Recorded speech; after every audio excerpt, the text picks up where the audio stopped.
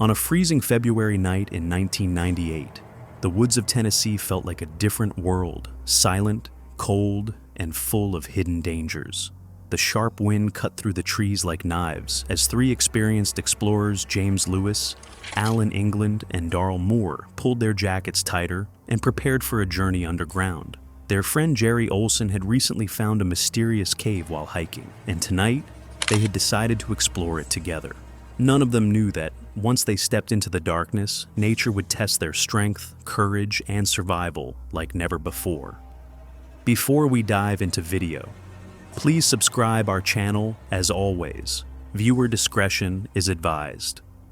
As the group moved closer to the cave entrance, a wave of nervous excitement ran through them. What stood before them wasn't just an ordinary hole in the ground.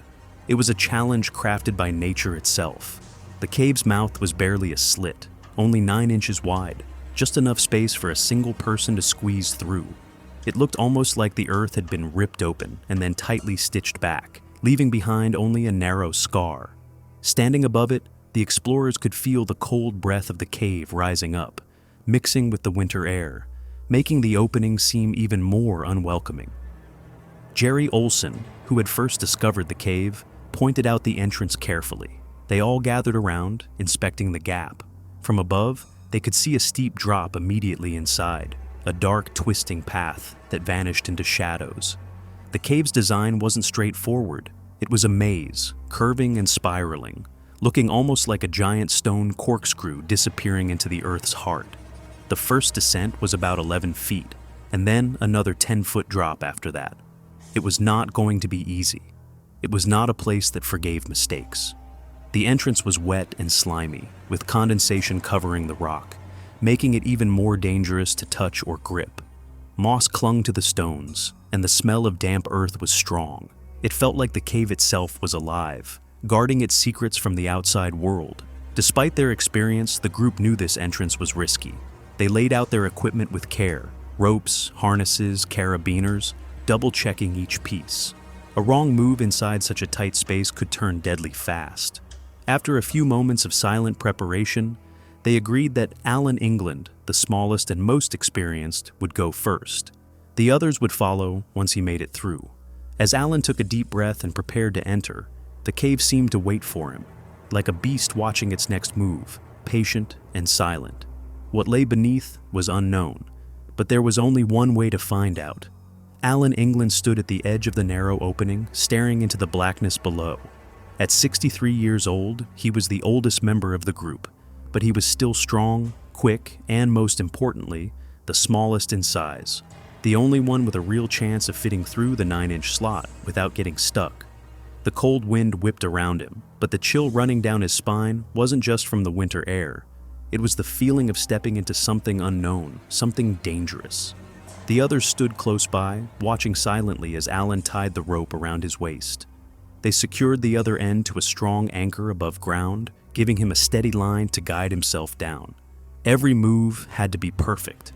In a place this tight, even a small mistake could trap him where no one could reach. Taking a deep breath, Alan knelt by the entrance. He twisted his body sideways, pressing his arms close against his chest.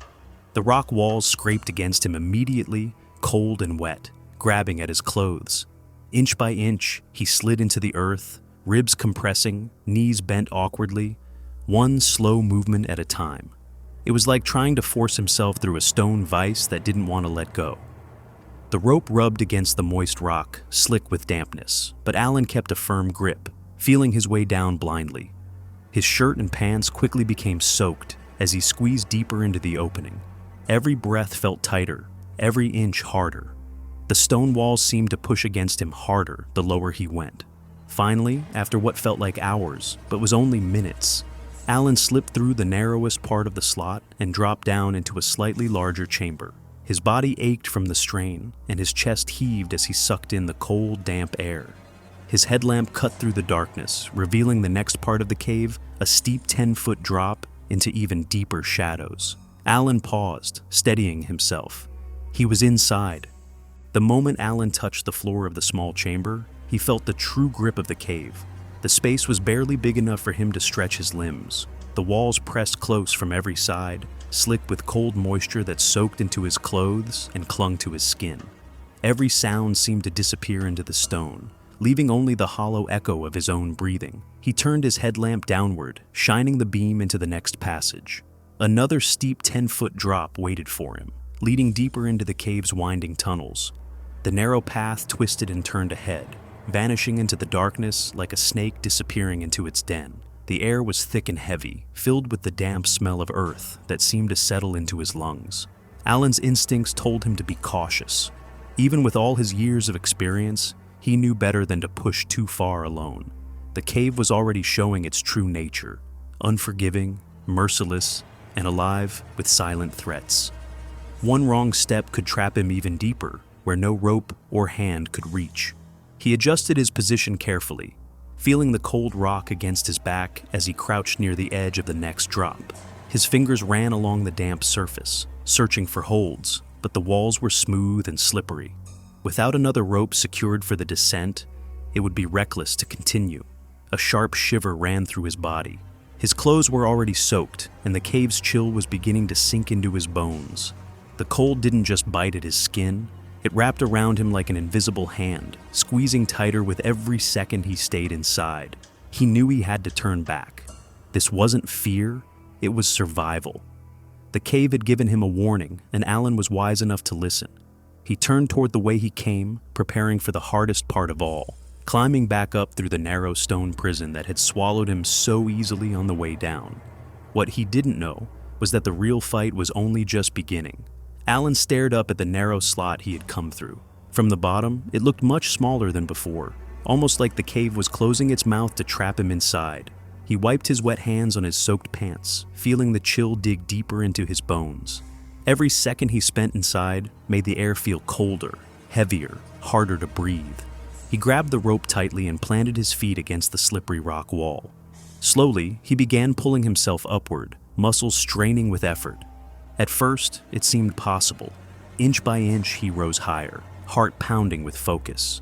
But the closer he got to the tightest part of the slot, the more the cave seemed to push back. When Alan reached the narrow gap, everything changed. The rock walls pressed against his chest, his sides, his shoulders. There was barely any room to move, even to breathe. Gravity, which had helped him slide down so easily, now worked against him, pinning him into the stone like an insect trapped in amber. Every push upward seemed to make the stone squeeze tighter. He tried shifting his body, twisting sideways, pulling harder on the rope. But the walls refused to let him pass. The slick surface made it impossible to get a good grip. His soaked clothes clung to his skin like a second, heavy layer, making every movement feel slower, heavier. A quiet panic started to creep in. His muscles were tiring. His fingers trembled from cold and exhaustion. Each breath felt shallower, the stone pressing against his chest, refusing to give him space to inhale fully. Above, Lewis and Moore could see Alan struggling. They tried pulling on the rope to help him, but there was no space to free him. Each tug only wedged him tighter into the unforgiving rock. It was like the cave itself was warning them. This is my world now. Alan understood. He wasn't just fighting his own body anymore. He was fighting the cave, and the cave wasn't going to let go easily. Alan's arms were shaking now. Every time he tried to push upward, the rock refused to let him pass. His body was stuck, twisted in a position that left no room for movement. He wasn't just tired anymore. He was drained. The cold was no longer just uncomfortable. It was dangerous. He tried again, pulled harder, shifted his weight, but nothing changed. The narrow slot had become his enemy. It squeezed around him like a trap that refused to open. His soaked clothes added weight, sticking to the damp walls, dragging him down. Breathing was becoming harder. He couldn't expand his chest fully. Every breath felt like a struggle, shallow and forced. From above, Lewis and Moore called out to him. Their voices sounded distant now, muffled by rock and fear. They tried to help, pulling the rope gently, encouraging him to keep going. But the more they pulled, the worse it became. Alan's body jammed deeper, his ribs scraping against the stone. Every tug made the rock bite down tighter. That's when Alan realized something terrifying. He wasn't just stuck, he was trapped. The cave wasn't letting him out. And no matter how much he pushed, twisted, or pulled, The narrow gap had become too tight to escape alone. The same path that welcomed him in with the help of gravity had turned into an unbreakable wall against his return. His body, already cold and shaking, was losing strength fast. The cave was winning. His mind began to race. Thoughts flashed like lightning. What if I can't get out? What if help comes too late? He called out weakly, voice trembling. I can't do this. You need to get help. It wasn't a cry of fear. It was a decision. The moment when Alan accepted the truth. If he stayed there much longer, he wouldn't survive. Lewis and Moore didn't waste a second. Without a word, they turned and ran through the woods, racing against time to get help. Behind them, the cave remained silent, holding Alan in its grip, colder than ever. Lewis and Moore sprinted through the frozen woods, their boots slipping over patches of ice and mud. They didn't speak. They didn't need to. Both men knew that every second they lost could cost Alan his life. The cold night air burned in their lungs as they ran. Branches clawed at their jackets, and the forest seemed endless, but they didn't stop. Somewhere behind them, trapped inside the narrow mouth of the earth, their friend was freezing, alone, and running out of time. They finally reached Jerry Olson's house, a small cabin tucked deep in the woods. Without wasting a moment, they grabbed the phone and called for help. Their voices were breathless but clear. We have a man stuck inside a cave. He's freezing. We need rescue. Now. On the other end, the East Tennessee Cave Rescue Team sprang into action. This wasn't just a simple rescue. It was a race against hypothermia, exhaustion, and time itself. Within minutes, a team of expert cavers packed their gear ropes, heaters, medical supplies, special hauling equipment, and set off toward the cave. Back at the cave, Alan remained trapped. The cold was no longer just biting at him. It was sinking into his bones. His body trembled uncontrollably. His hands had gone numb. The soaked fabric of his clothes turned to icy armor, stealing what little warmth he had left. The walls around him seemed to close in tighter. He could barely move. Breathing took effort now, as if the cave itself was squeezing the life out of him. The minutes dragged into endless stretches of silent suffering. He fought to stay awake, knowing that if he let go, the cold would claim him. Time was slipping through their fingers, just like the warmth slipping from Alan's body. In the distance, the first sounds of help approached, headlights flashing through the dark trees, boots crunching on frozen ground, urgent voices cutting through the night. But would they reach him in time? The rescue team moved fast, but carefully. They reached the cave entrance, shining their powerful headlamps down into the black slit in the ground. One glance told them everything. This would not be an ordinary rescue. They quickly set up their equipment. Stronger ropes were anchored. Special hauling devices were rigged above the slot. They knew they had to be gentle in a space that tight. Even the slightest mistake could crush Alan or cause serious injury. One of the rescuers, the slimmest among them, squeezed himself halfway down the slot to reach Alan. When he saw Alan's pale face and trembling body, he spoke gently, trying to keep him awake. Alan's lips were blue. His body was shaking so badly that he could barely hold the thermos of warm drink they lowered to him. He sipped what he could, but the warmth seemed too small against the freezing grip of the cave. There was no time to waste. The rescuers carefully wrapped Alan with extra thermal blankets and clothing to trap whatever body heat he had left. Then they attached special harnesses to his chest and waist, preparing to pull him out inch by painful inch. The pulleys creaked under the tension as the team began to haul. It was slow, very slow. Each pull had to be measured, each shift calculated. The stone walls were merciless, scraping Alan's chest, pressing against his ribs, bruising his shoulders with every slight movement. Alan gritted his teeth, enduring the pain. He knew any sudden movement could make things worse. His strength was almost gone, but he forced himself to stay alert, to help the rescuers by shifting his body when they needed him to. Above him, the rescuers worked with complete focus. No shouting, no panic, just a quiet, determined effort to beat the clock and save a man from the cold, crushing heart of the earth. Alan didn't know how much longer he could hold on, but outside, help was pulling, and they weren't going to let him go without a fight. The battle to free Alan was not just against the stone, it was against time, cold, and Alan's own fading strength. The rescuers tightened their grip on the ropes, adjusting the pulleys carefully.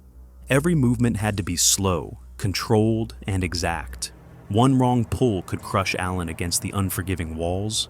Alan's world had shrunk to a few inches of space, a fight for every breath. His soaked clothes clung to him like chains.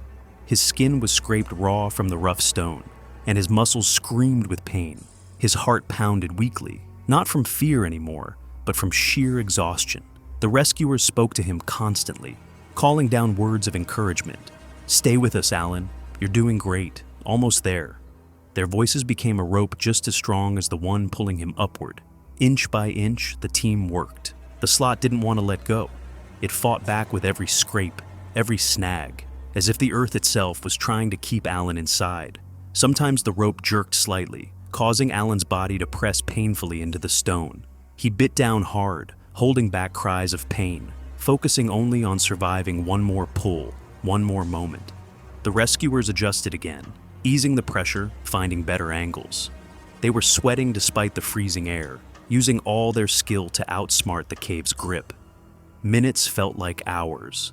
Then finally, Alan's shoulders cleared the tightest part of the slot. With a final coordinated pull, the team hoisted him free of the stone prison. As he broke into the open air, a weak sound escaped Alan's lips, half a gasp, half a laugh of pure relief. He collapsed onto the cold ground, shivering uncontrollably, but alive.